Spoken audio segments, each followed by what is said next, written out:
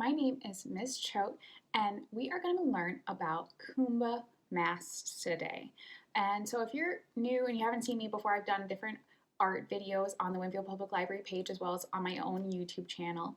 And today we're going to dive deep into Kuba, which is a western region of the Democratic Republic of Congo.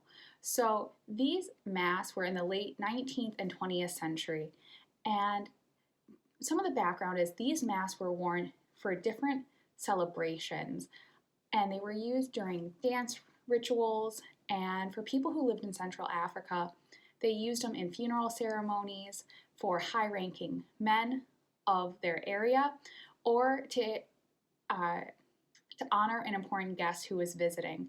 So the people who would wear the mask also wore a full-bodied costume with the mask, so it wasn't just the mask. And it would honor either the person who died or the person who was visiting. And they would go through the streets, and there was a dance performance that would happen as part of this ritual. Some of the masks looked like different animals. So some were elephants, monkeys, different animals, and they represented different things. So the mask that I'm going to be showing here, it's made out of wood, glass beads, cowrie shells, feathers, raffia, fur, fabric, thread, bells, lots of different things were on them. So when we're making ours today in honor of the cultural mask from the Republic of Congo, we're going to be using things we have around our house. If you're picking up a bag from the Winfield Public Library, there are different things in it. There's the base template of the mask as well as lots of different supplies. Now, if I use something in my video that isn't in your bag, feel free to look around your house, find something else. And this is one of the things I love to collect from outside. I like to collect bark that speaks to me, feathers, grass, anything like that could be added to this. And so anything you can find can be used in this. As I mentioned, cowrie shells were some of the things used to decorate the mask, and that was because it symbolized wealth. In the Kuba lands, they were controlling the trade of elephants and the ivory that goes along with elephants. And so to symbolize that wealth, they used the cowrie shells, which were hard to come by and really did symbolize wealth. So these masks are quite rare because it took a lot of skill to make them with the shells and the beads and the fur and the other materials. Those were hard to come by, let alone the skill it took to put these together. The makers would become so well renowned that villages farther away would look for those makers to come make for their village as well. So some of the animals they used to represent different things would be like a lion would equal bravery, an elephant would represent strength, a monkey would represent cleverness, a gazelle would be grace, a cat would be agility, that's pretty obvious, a dog would be fidelity, a fox, slyness, again, kind of obvious on that one, and an owl would be wisdom. So remember those when you're creating your own mask and think about which animal, which trait do you want to represent in your mask. So for our mask, we are going to be using this template that you can pick up from the Winfield Library if you don't live close by. What you can go ahead and do is you can draw this shape out. So these gaps are here because they will be connected together later on with tape to get that three-dimensional shape. So all you would have to do, I'm going to put it this way so you can see the whole thing. We're going to draw a curve. You do a V in, curve, V in. You can pause it right here, take a look at it and draw it, or you could trace this shape as well, and then you would cut that out. Or you can pick it up from the Winfield Library. So I'm going to go gather my other supplies. This is the piece of to keep it onto your head. And let's start decorating. So here I have a selection of things, some raffia, some lentils, beans, anything like that could also work. I have some fake flowers, and I'm going to be using liquid glue. A glue stick probably won't work for this, so you're probably going to need to use liquid or even hot glue. And once you put your everything down, you're going to need to let it dry completely before we go ahead and tape these V's closed to make it 3D.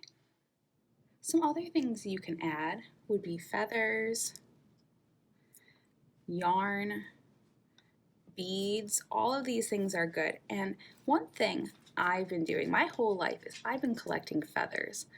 And you can see I've been saving them for the right project. Look how that looks right there. That could be really cool. I've been saving all these different types of feathers, goose feathers. If I go to like a farm and I see a feather on the ground, always ask. But if they let you take feathers, oh, I love collecting them. The yarn, we can go ahead, we can coil it.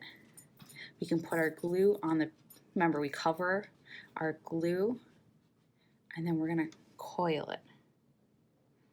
And we can do a design. And we can wrap it. We can have the yarn turn into lines. So we could have it wrap around the eye and continue our design. We could do different colors, different textures. Anything you can find around your house is fair game to be added to this mask. Here we have a nice start with the yarn and the feathers. Remember, you can play with the design before you glue everything down. Once you like it, now I can go ahead and add my glue to this design. So you should think about what animal you want this to represent, or what kind of pattern or design. You can put down areas first, and you can even take your finger to make sure the whole place is covered with glue.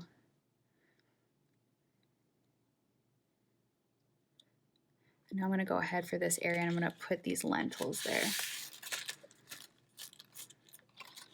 And they're nice because they're lightweight and they stick fairly easily into the white glue.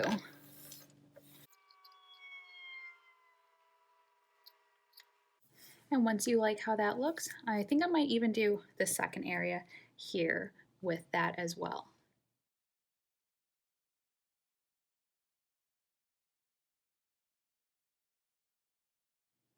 And now I'm going to do a similar thing right here with these purple petals that I have. And I'm thinking about this as design. So I have this orange coming down from the top, and I have my purple. And take your time. You could always design it first, like map out what's going where. You could even color it before you add things so you would have a base of a color underneath, but I don't mind the white. I'm thinking about this as a 3D collage. I'm thinking about what the colors mean to me. Now I'm going to go ahead and add the raffia here to the sides. Remember, you can add anything you want, not just the things in the bags or in the packets you picked up from the library. Now that I have it covered in the glue, I'm going to go ahead and add my raffia.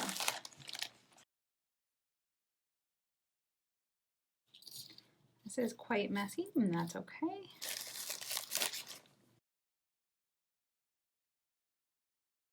I do want my mask to be as symmetrical as possible. I like that symmetry that's going on. Same thing's happening on both sides.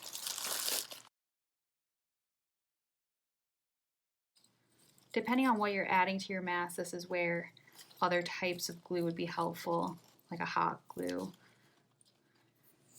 But there we go, that's not bad. Now I just have the bottom of my mask to start to think about. You can always add the glue to your object first and then place it, or the other way around.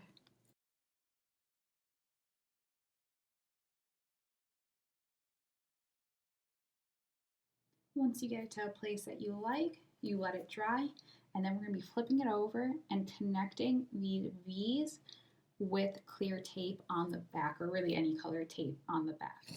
So I'm going to go ahead and flip it over gently. And now we're going to be connecting these. So just like that, we'll be putting our tape.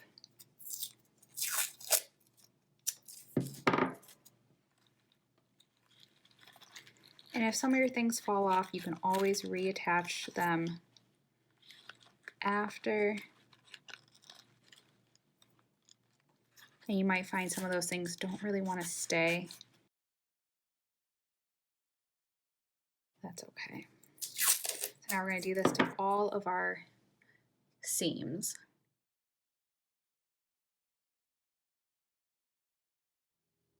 So here is my finished mask now that it's three-dimensional and it's coming off.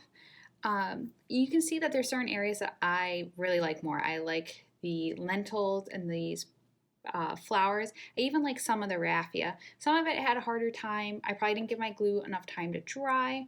But like I said, remember at the beginning, the masters were sought after. So the people who really practiced this, took their time, those are the people that other villages wanted to make their masks for them. So just remember that this takes time. You could also just go ahead and color. There's lots of different things you can do, but play, okay? Art is all about playing and having fun. So I hope you had fun making your masks. I hope you learned something.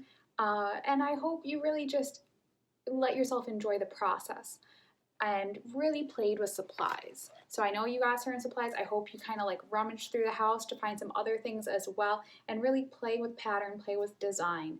So I hope you had a wonderful time. Remember, give this video a thumbs up if you enjoyed it and subscribe to get notified every time the Winfield Public Library posts a new video. Hope you have a wonderful day. Bye, friends.